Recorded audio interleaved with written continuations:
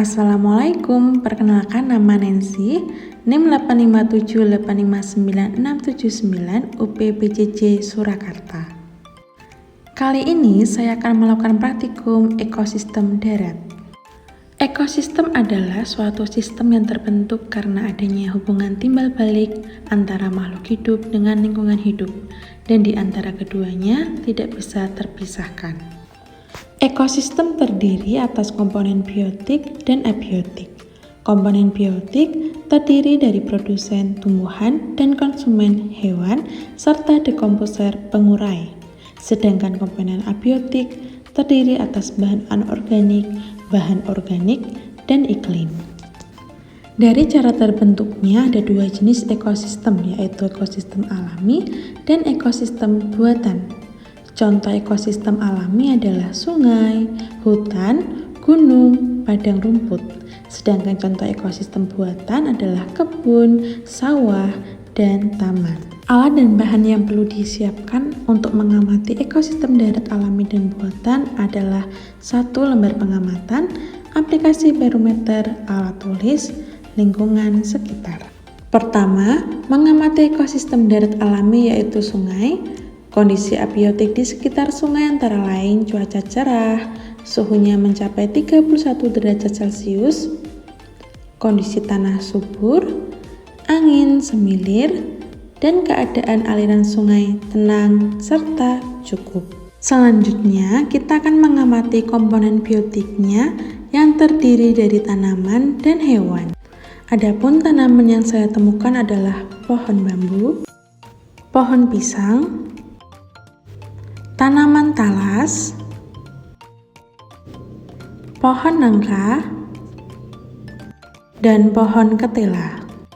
Kelima tanaman tersebut saling berinteraksi dengan komponen abiotik di lingkungannya, di mana tanaman membutuhkan cahaya matahari, air, dan juga tanah untuk membantu proses pertumbuhan dan perkembangannya. Selain itu, pada beberapa tanaman juga membutuhkan bantuan hewan yang dapat membantu penyerbukan. Selanjutnya mengamati hewan, yaitu anggang-anggang, kupu-kupu, capung, ulat daun, dan ikan kotes. Kelima hewan tersebut juga berinteraksi dengan komponen biotik maupun abiotik di lingkungannya. Mereka juga memerlukan air, oksigen, dan makanan untuk bertahan hidup dan berkembang biak. Selanjutnya yaitu mengamati ekosistem buatan yaitu kebun. Komponen abiotik, cahaya dan cuaca cerah, suhu udara 30 derajat Celcius, tanahnya sedikit kering, airnya cukup, dan anginnya cukup semilir. Komponen biotik yang saya temukan adalah pohon sengon, pohon jambu, pohon pepaya, pohon mangga, dan pohon alpukat.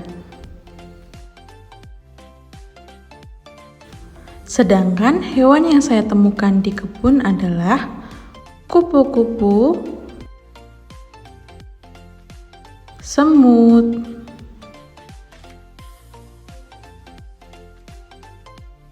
ayam,